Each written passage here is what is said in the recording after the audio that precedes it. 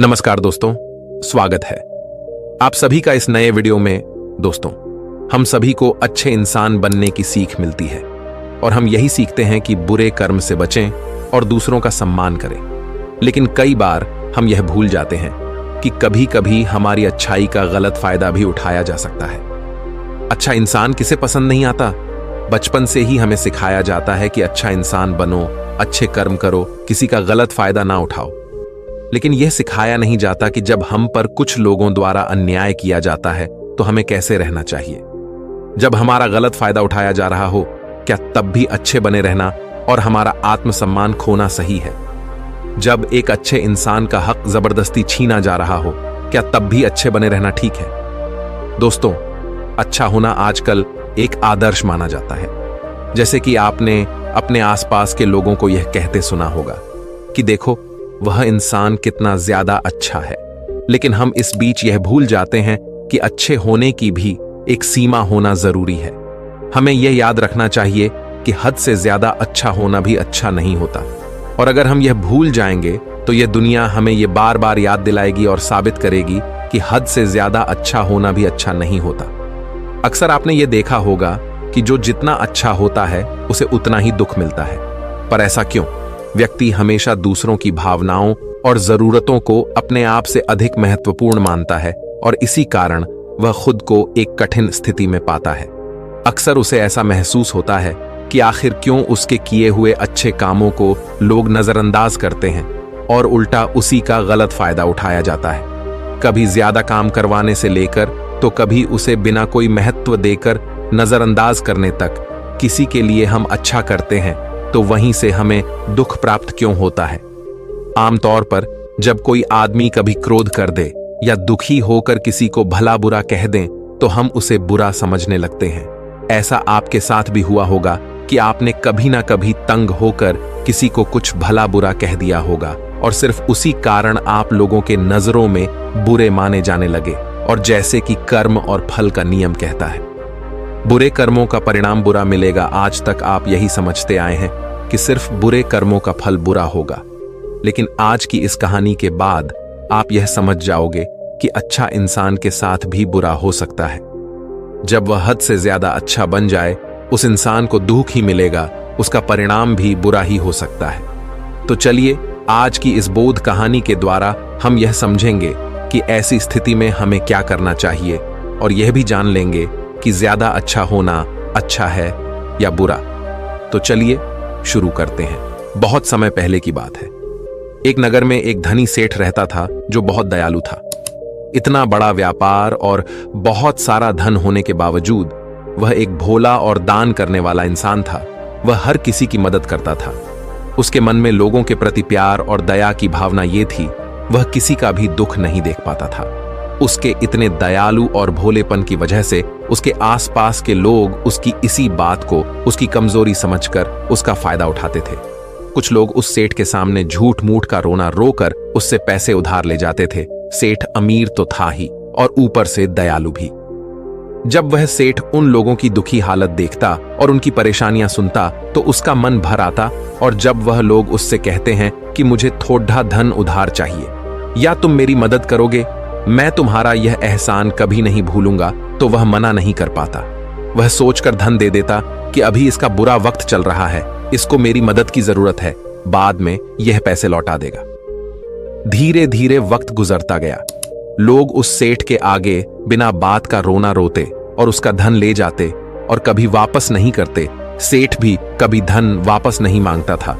उसको लगता था कि जब इसका बुरा वक्त गुजर जाएगा तो धन वापस कर देगा। लेकिन कहते हैं ना कि हर सुबह के बाद रात होती है, हर सुख के बाद दुख आता है और दुख के बाद सुख आता है। ठीक उसी तरह उस सेठ के साथ भी हुआ। कुछ सालों बाद उसे पास धन कम होने की वजह से उसके व्यापार में माल भरने के पैसे कम होने लगे और इसके वजह से उसके दुकान पर अब ग्राहक भी कम होने लगे, क्योंकि जो सामान उन ग्राहकों को चाहिए था वह सामान उस व्यापारी के पास खत्म होने लगा था और उस सामान को लाने के लिए अब उसके पास इतना धन भी नहीं था।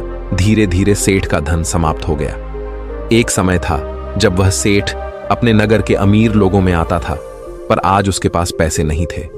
ऊपर से ढेर सारा कर्ज उसे बाजार से लेना पड़ा। उसे समझ नहीं आ रहा था कि वह क्या करे। उसने महात्मा बुद्ध के बड़े चर्चे सुन रखे थे। उसे ये पता था कि उसके बहुत मित्रों ने उनके पास जाकर अपने जीवन के लिए सही मार्गदर्शन लिए है और वह जो ज्ञान देते हैं वह काफी जिंदगियां सुधार चुका है। उसने निश्चय किया कि अब तथागत गौतम बुद्ध ही उनकी समस्या का हल बताएंगे। यही सोचकर वह अगले दिन गौतम बुद्ध से मिलने निकल पड़ता है। वहां जाकर बुद्ध को प्रणाम करते हैं। फिर सेठ गौतम बुद्ध से कहता है, मुझे मेरी समस्या का निवारण चाहिए। बुद्ध कहते हैं, पूछो, क्या पूछना है। फिर वह उन्हें सारी बातें बताता है कि कैसे वह लोगों की मदद करके अमीर से गरीब हो गया, कैसे उसने बस लोगों की बुरी हालत देखकर अपने व्यापार के पैसे उन्हें मदद करने के लिए दे दिए और आज वह खुद जरूरतमंद हो गया है। गौतम बुद्ध उसकी सारी बातें ध्यान से सुनते हैं और कहते हैं कि तुम बहुत ही ज्यादा सीधे और दयालु हो। जरूरत से ज्यादा सीधा होना भी हमारे लिए मुसीबत पैदा कर सकता है। आगे बुद्ध कहते हैं, तुम लोगों की मदद इसलिए करते थे ताकि वो मुसीबत से बाहर निकल सके, लेकिन लोगों ने इसका फायदा उठाया और तुम्हें ठगने का काम करते रहे बाय। उस सेठ ने कहा, आप बिल्कुल सही कह रहे हैं बुद्ध। मेरे दुखों का कारण मेरा ज्यादा सीधा होना, सरल होना और दयावान होना ही लग रहा है, लेकिन मैं अब क्या करूं? मुझे रास्ता बताइए। क्या मैं बुरा बन जाऊं, दया निकालकर फेंक दूं, निर्दयी हो जाऊं? क्या अच्छाई करने की कोई कीमत नहीं? इस दुनिया में क्या मदद करने से या किसी का भला करने से बस यही परिणाम मिलता है? बुद्ध कहते हैं, नहीं, तुम्हें यह सब नहीं करना है। कई बार तुमने देखा होगा कि जो व्यक्ति ज्यादा अच्छा होता है उसे उतना ही ज्यादा दुख मिलता है। इसका सीधा कारण है कि वह अपने अधिकारों को सामने वाले की इच्छाओं से कम दर्जा देता है और फिर उसे जब भी आपसी अनबन होती है तो उसे अधिक तकलीफ होती है। लेकिन उसी के विपरीत हमें हमेशा यह भी नहीं सोचना चाहिए कि हमारा अच्छा ई और भला करना बेकार है या यह बस हमारी कमजोरी है। हमें अच्छा इसे हाथ कभी नहीं छोड़ना चाहिए। हमें बस यह सीखना है कि कभी कभी हमें भी अपनी बात रखने का अधिकार है और हमें अपने अधिकारों की रक्षा करनी चाहिए। इसलिए हमें अच्छे इंसान बने रहने के साथ साथ अपने अधिकारों की रक्षा करना भी सीखना होगा। अगर हमें गलत तरीके से नुकसान हो रहा है, कोई हमारा गलत फायदा उठा रहा है, तो हमें उसका सामना करने के लिए सही तरीके से खड़े होना जरूरी है। यही एक सच्चे और अच्छे इंसान की पहचान और शख्सियत होती है। वह आदमी कहता है, बुद्ध, मुझे थोड़ा थोड़ा समझ आ रहा है, लेकिन अभी भी मैं पूरी तरह नहीं समझा। इस पर बुद्ध कहते हैं, चलो मैं तुम्हें एक कहानी सुनाता हूं, उसके बाद तुम्हें समझ आ जाएगा कि तुम्हें क्या करना है और क्या नहीं करना है। बहुत समय पहले की बात है। एक जंगल में एक भेड़ रहती थी। उस भेड़ ने एक को जन्म दिया। वह मेमना बहुत ही सुंदर था। उसके शरीर पर बहुत ही चमकदार घने बाल थे। वह बहुत ही सुंदर लगता था। भेड़ भी अपने से बहुत प्रेम करती थी और उसका बहुत अच्छे से देखभाल भी करती थी। भेड़ अपने बेटे को अच्छी अच्छी बातें सिखाती, उसे अच्छे संस्कार देती। उस भेड़ की इच्छा थी कि उसका बेटा बड़ा होकर खूब नाम रोशन करे। लेकिन भेड़ के ज्यादा लाड़ प्यार के कारण मेमना बिगड़ता जा रहा था। उसकी मां उसे अच्छी शिक्षा देती थी, उसे अच्छे से रखती थी, दिन रात उसका पूरा ख्याल रखती थी। लेकिन मेमना दिन प्रतिदिन शैतान और जिद्दी होता चला गया। वह अपनी मां की किसी भी बात को ध्यान से नहीं सुनता और ना ही किसी बात पर ध्यान देता। उसे हर पल ऐसा ही लगता कि मेरी मां मेरा इतना ख्याल रखती हैं और इसी कारण वह खुद की जिम्मेदारी नहीं लेता था, ये सोचकर कि उसकी मां उसे किसी भी संकट से निकाल लेगी। वह धीरे धीरे गैर जिम्मेदार होता जा रहा था और अब उस भेड़ का लाड़ और प्यार उसी के मेमने के अच्छे और जिम्मेदार बनने में रुकावट बन गई थी। फिर एक दिन वह मेमना घूमता घूमता पास के जंगल में जा पहुंचा। वह मेमना पहली बार जंगल में गया था। उससे पहले बार जंगल में जाने का मौका मिला था। वह जंगल की सुंदरता को देखकर चकित रह गया। उसने कभी इतनी सुंदर चीज नहीं देखी थी।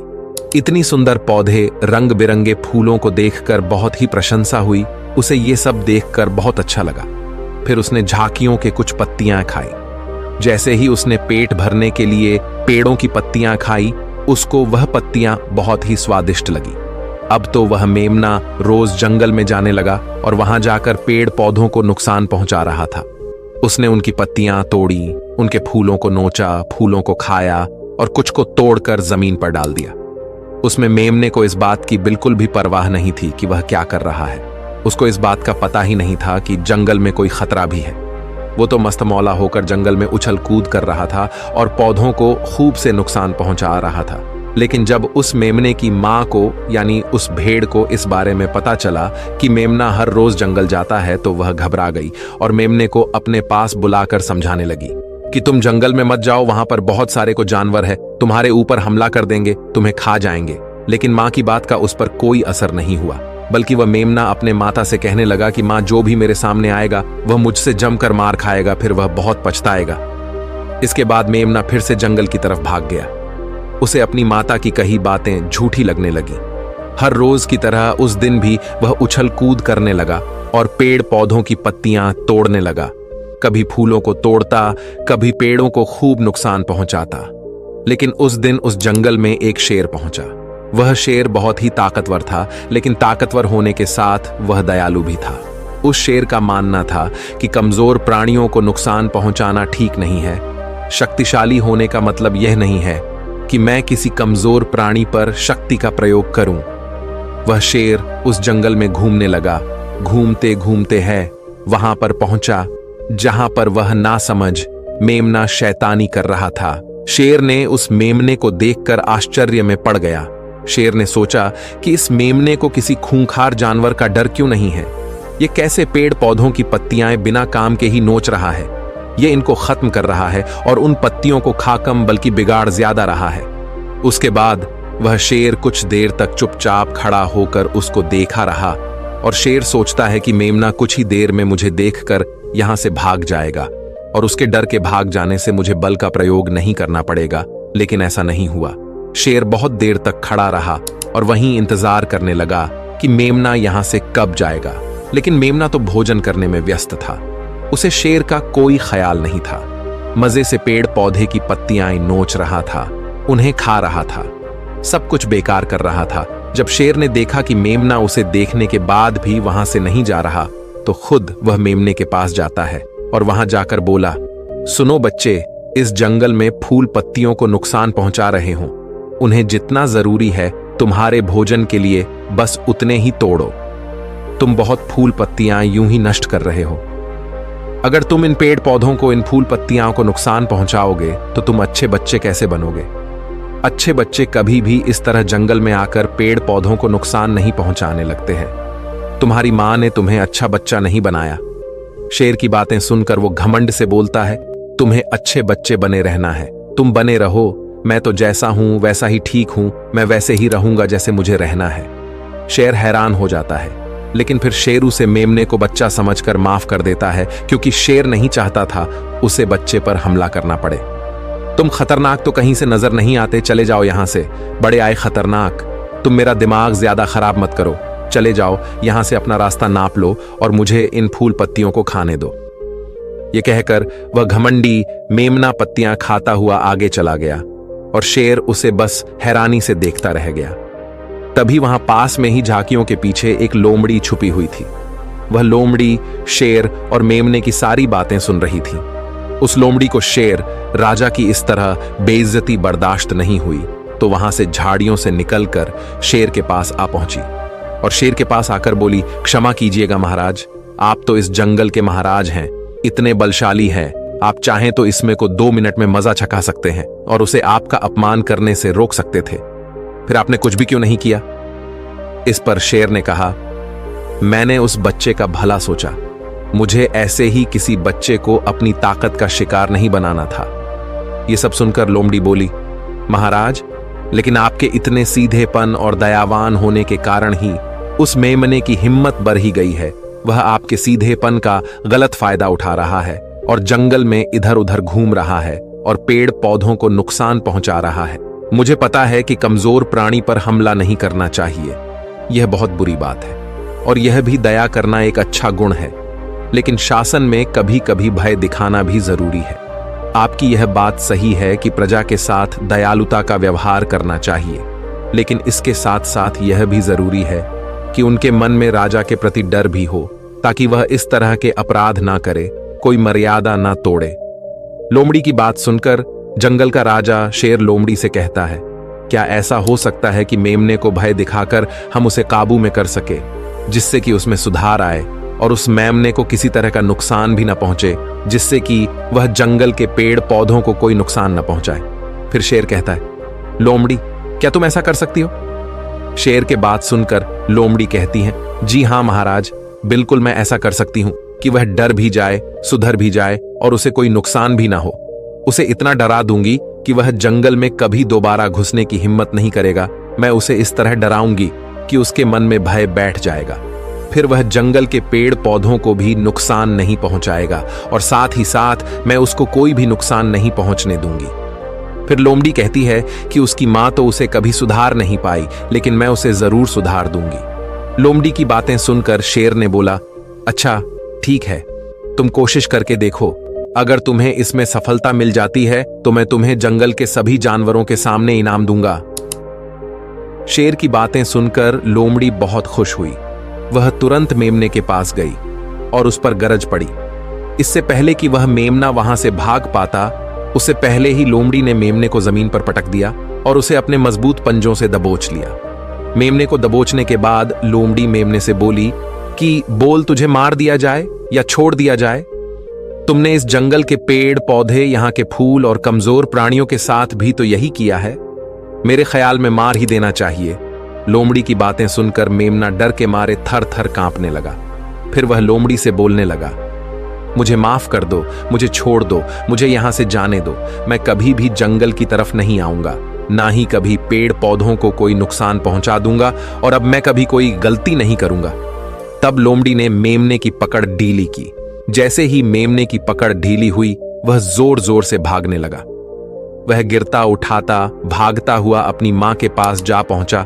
उधर लोमड़ी शेर के पास गई और सर झुकाकर बोली, देखा महाराज, ताकत के साथ दिमाग का प्रयोग करना भी बहुत जरूरी होता है, तभी लोग हमारा सम्मान करते हैं, तभी हमारी अच्छाई का गलत फायदा नहीं उठाया जाएगा। लोमड़ी की बात सुनकर शेर लोमड़ी की योग्यता से प्रभावित हुआ। उसने लोमड़ी को सारे जानवरों के सामने इनाम दिया। उधर वह मेमना घबराए हुए अपनी मां के पास पहुंचा और अपनी मां से आकर लिपट गया और मां से क्षमा मांगने लगा। मां, मुझे क्षमा कर दो, मैंने आपकी बात कभी नहीं मानी। आप मुझे हमेशा सही कहती थी कि जंगल में बहुत खतरनाक जानवर रहते हैं। आज के बाद मैं कभी भी उसे जंगल में नहीं जाऊंगा। फिर बुद्ध उस व्यापारी को कहते हैं, देखा बेटा, इतने अच्छे मत बनो कि लोग तुम्हें खा जाएं, और ना ही इतने कड़वे बनो कि लोग तुम्हें खाए ही नहीं। जरूरत से ज्यादा अच्छा बनना इंसान को दुहक देगा। लोग उसका सम्मान नहीं करेंगे बल्कि उसे पागल समझेंगे। गौतम बुद्ध सेठ से कहते हैं, अगर शेर भी अच्छा बनने का दिखावा करेगा या फिर अच्छा बनकर रहेगा तो लोग उससे डरने की बजाय उसे पागल समझेंगे। सेठ को समझते हुए बुद्ध बोले, अगर हम ज्यादा अच्छे बनकर पेश आते हैं तो लोग हमारी अच्छाई का फायदा उठाने लगता है। तुम लोगों के लिए भले उनकी मदद करते हो, वही लोग भोले बनकर तुम्हें ठगने की कोशिश करेंगे। तुम्हें लोगों की मदद करना छोड़ना नहीं, बल्कि समस्या सुनकर उसे धन देने की बजाय उन्हें समाधान देने की कोशिश करो। अगर धन की आवश्यकता पड़े तो थोड़ा बहुत धन दे सकते हो, लेकिन हर समस्या का समाधान धन से करने की वजह निवारण से करो। इससे वही लोग तुम्हारे पास समस्या लेकर आएंगे जिनको हकीकत में दिक्कत है। पैसे ठगने वालों से तुम्हें मुक्ति मिल जाएगी। सेठ बुद्ध को प्रणाम करता है और धन्यवाद कहकर वहां से चला जाता है। फिर वह वैसा ही करता है जैसा बुद्ध बताते हैं, और कुछ ही सालों में वह पहले जैसा धनवान बन जाता है। तो दोस्तों, आपने आज के इस वीडियो से क्या सीखा वह मुझे आप कमेंट में बता सकते हैं। इसी के साथ मैं उम्मीद है कि आपको आज की वीडियो पसंद आई होगी। तो इस वीडियो को उस इंसान को शेयर करें जिससे यह कहानी सुनने की जरूरत है, और उसी के ठीक बाद चैनल को सब्सक्राइब करें।